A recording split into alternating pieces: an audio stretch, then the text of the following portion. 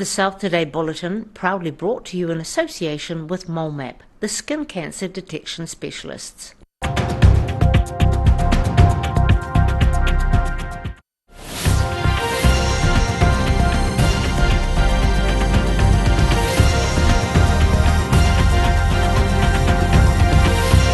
Tonight on the South Today, thousands of tonnes of extra rocks go towards future-proofing the Mataura River from possible floods. Tree felling on an Arthur's Point hill causes a stir, with some worried locals voicing concerns about erosion risks. And Canterbury Aerospace students are back from overseas, where they showcased their rocket building skills.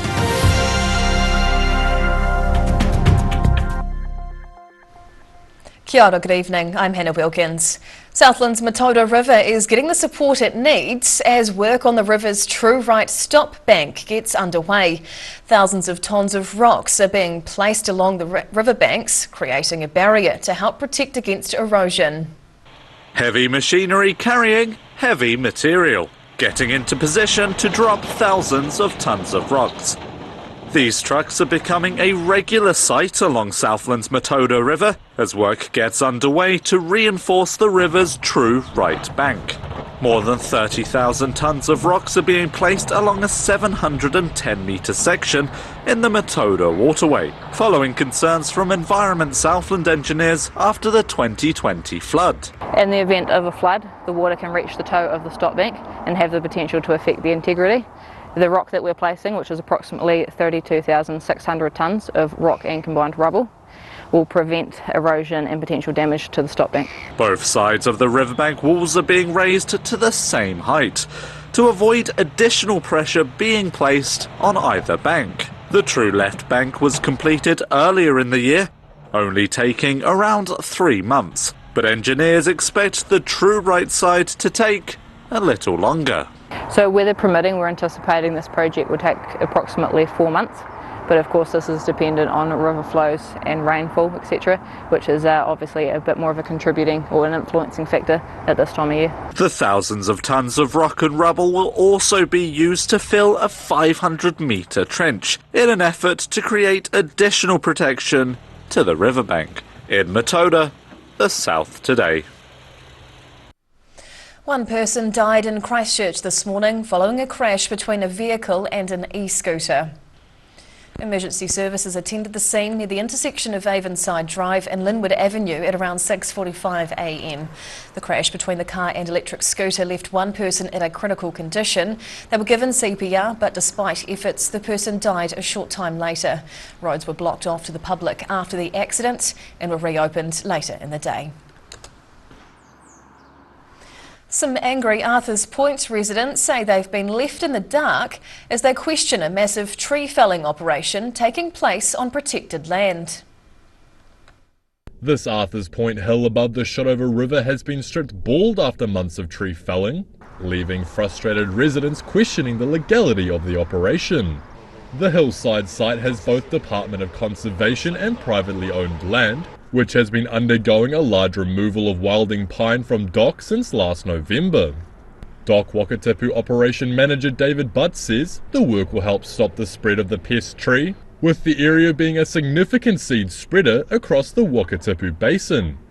However, Arthur's Point Outstanding Natural Landscape Society Chair Tom Derry feels they have been left in the dark about the operation, worrying about the erosion and danger to the Shotover River from their work. We understand the need to take out wilding pines. Our concern is, firstly, that there are a lot of other trees being knocked down of native nature that we would like kept. The area was ruled as an outstanding national landscape earlier this year that protected it from development. However, logging has still continued on a massive scale. Butt says once tree felling on the site is complete, the hillside will be reseeded with native grasses, hoping to also work with the local community for further revegetation. In Queenstown, the South Today. A gas leak forced a central Dunedin block to temporarily close earlier this morning after a contractor cut through a pipe. Fire and emergency services attended the scene between Frederick and Hanover Streets at around 9 on Wednesday morning. A digger caused a leak while working on the George Street revamp after hitting a large gas pipe that runs through the entire block. Shoppers and workers were evacuated from surrounding stores, with Fens initially unsure if the gas leak was hazardous. The New Edinburgh Way block reopened after the leak was under control mid-afternoon. Dunedin residents are being urged to have their say on proposed speed limit reductions, which would affect many city streets and rural roads. Dunedin City councillors want to hear local voices on potential speed limit changes, which could see some of the city's suburb roads reduced to 30 kilometres. Speeds along DCC-controlled rural roads could also be lessened, with a potential move down to 80 kilometres on sealed roads and 60 kilometres on unsealed roads. Councillors voiced their concerns around the current speeds. Hearing panel chairman Jim O'Malley expresses the road death toll should be taken more seriously. So we can't just be minimising the consequences of what these accidents are. There's no coming back from being killed. And so we need to take that seriously. And so we do have an ideological issue here. We have an ideology of accepting death as an outcome for convenience. Councillor Christine Gary says Monday's fatal crash in Waihola is a wake-up call. 3 people were killed in the crash, including a mother and father whose 3 children have been left critically injured. The proposed changes are going out for community consultation next month, with council urging residents to give their feedback. In Dunedin, the South Today. Some Canterbury University Aerospace students are back in their New Zealand workshops with big goals in mind. The students travelled over to the States earlier in the year to compete in the Space Sports America Cup and are adjusting their plans following some sky-high results. Getting ready for the next big adventure. This team of Canterbury University Aerospace students have enjoyed a field trip with a difference, travelling to Spaceport America in New Mexico in June to compete in the Spaceport America Cup Challenge. It's the world's largest student rocket engineering conference and competition, with more than 150 teams taking part from 24 countries. The long trip was worth it for the UC students, who won their category and placed 3rd overall in the competition. The challenge in their category was to most closely achieve a controlled rocket flight to a height of 30,000 feet. To get accepted, we had to have a full design of our rocket. It didn't have to be built at that stage, but we had to have gone through all of the steps to validate the design and that it would fly properly. And fly it did. Travelling at a speed of Mach 2.1, the rocket got within 25 feet of the 30,000 foot target height. That was enough to secure a win for the Kiwi team. The students say to ensure their rocket hit the mark, they employed some basic but unique technology. So this is the air braking unit. There you go. They were 3-petal designed that deployed out of the rocket, and they could change the drag. And by changing that drag, we could change how high the rocket would go. The rocket software used sensors to measure its external pressure and acceleration, determining the right time to deploy the air brakes. The Canterbury students were up against some teams from some of the world's most prestigious universities, with some teams 2 to 3 times their size. Suddenly you're placed in the middle of a desert and 45 degrees and rockets going off all over the place. It's just crazy. Their success has encouraged Canterbury University's Aerospace group to start work on sending another team to next year's Spaceport America Cup Challenge.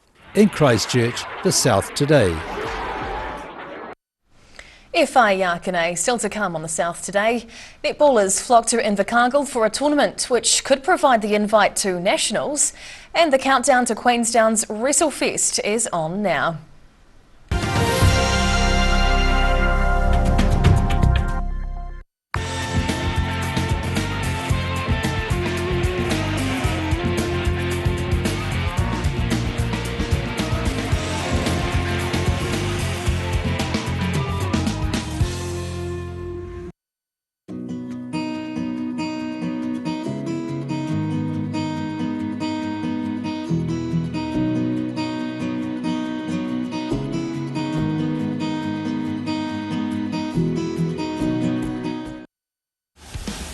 Aero, used by Australia's top bowlers with their unique Z-scoop grip that redefines the game. Machined with robotics for unparalleled accuracy, Aero, same line, every time.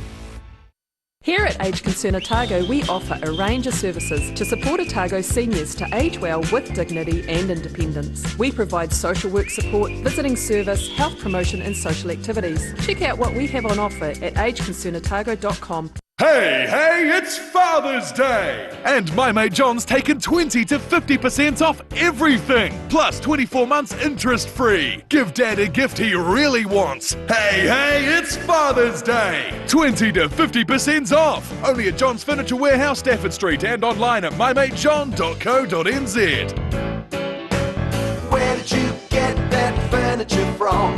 Stafford Street and my mate John. If you're at risk of developing melanoma skin cancer, you owe it to yourself to have a mole map. Mole map is coming to your area. Phone today to make an appointment. It could save your life.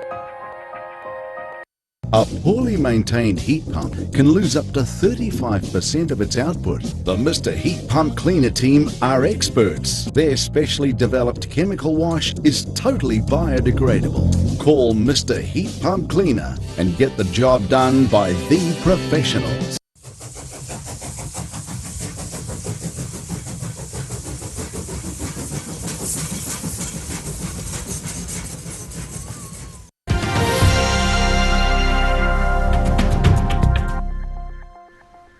Tēnā koe, welcome back.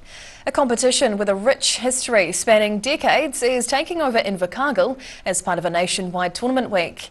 The South Island Secondary School Netball Tournament is returning to the southernmost city as teams fight for a place at Nationals. Fast passing and quick steps are the key to success for these high school students as they fight to win one of the largest netball competitions in Australasia.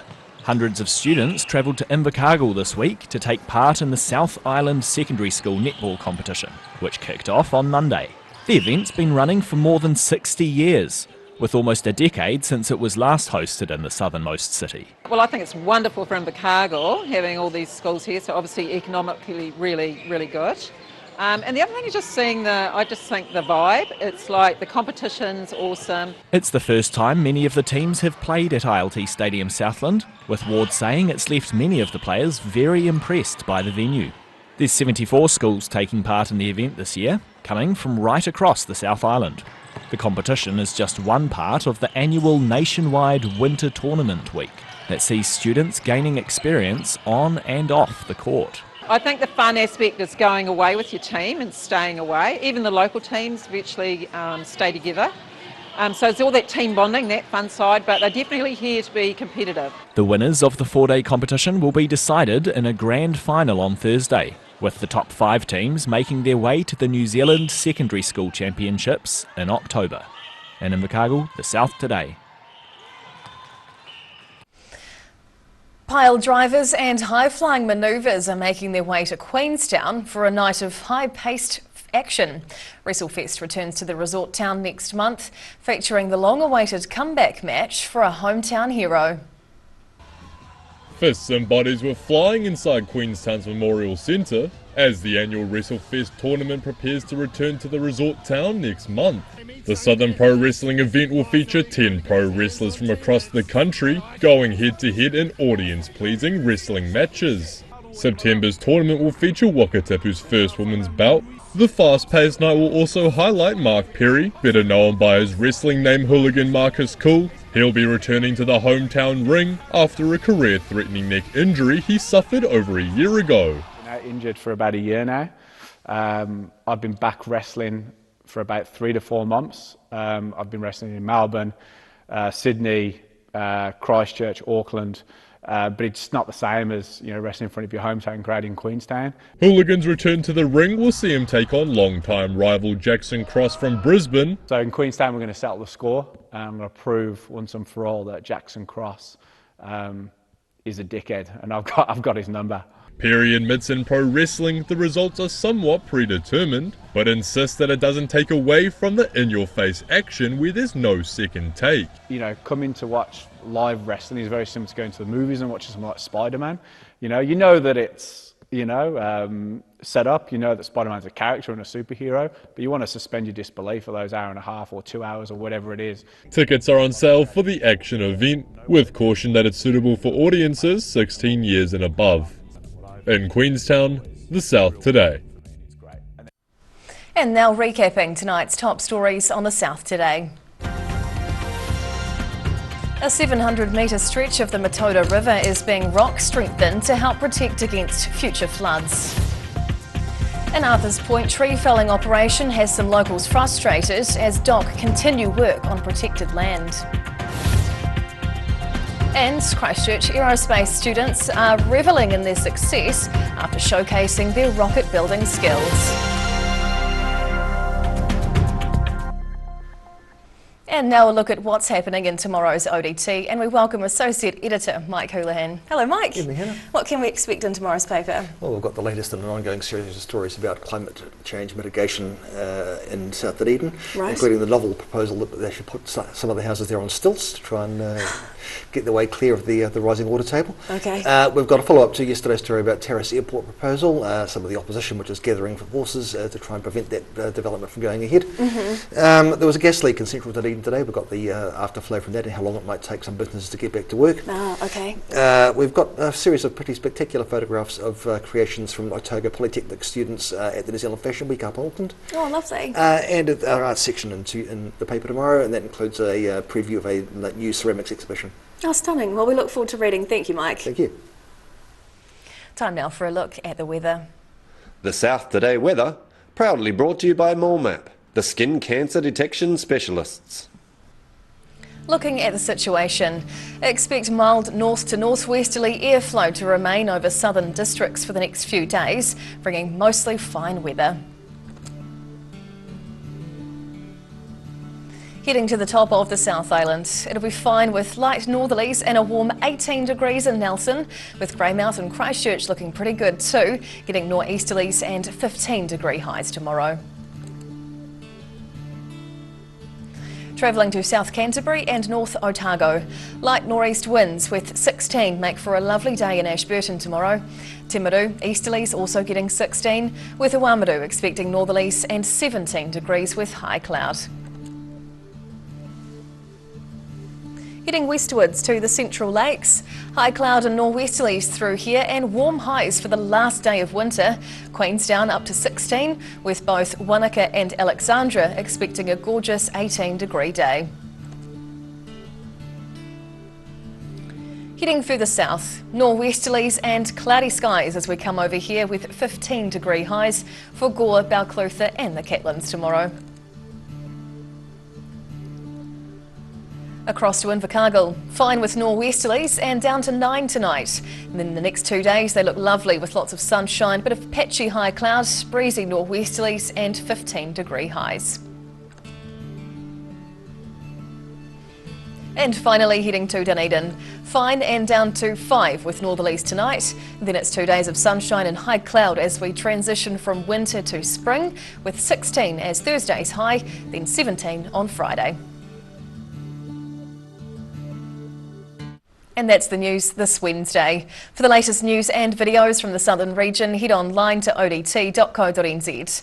You can follow Channel 39 on YouTube to catch our news bulletins on demand, and you can also follow us on Facebook. Just search for the South Today NZ to see our favourite stories from around the regions. We'll see you again tomorrow. Ka kite o popo.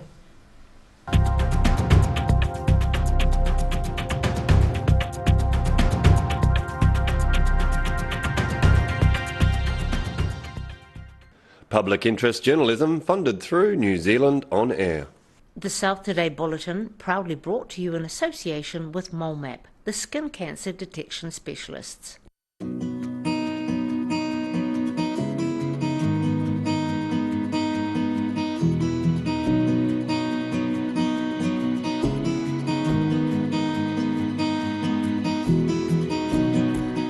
Living Well Disability Resource Centre, a not-for-profit charitable organisation and your one-stop shop for information and resources to help you retain independence. We offer a wide range of assistive products from jar openers to mobility scooters and provide assessments for Total Mobility, the half-price taxi scheme. Come and see the friendly team. You'll find us on the corner of George and Bath Streets, ground floor of Burns House. Hey, it's Father's Day! And my mate John's taken 20 to 50% off everything. Plus 24 months interest-free. Only at John's Furniture Warehouse, Stafford Street. Mate John. If you're at risk of developing melanoma skin cancer, you owe it to yourself to have a mole map. Mole map is coming to your area. Phone today to make an appointment. It could save your life. UPVC Windows and Doors is a local Dunedin company who manufacture, install and service everything they make. Sign up this month for a free glass upgrade. Call UPVC Windows and Doors today. Every day the team at Gillian supports grieving families at their time of need. From answering your questions to organising a farewell that reflects the wishes of your loved one. We can help. Call Gillian's today.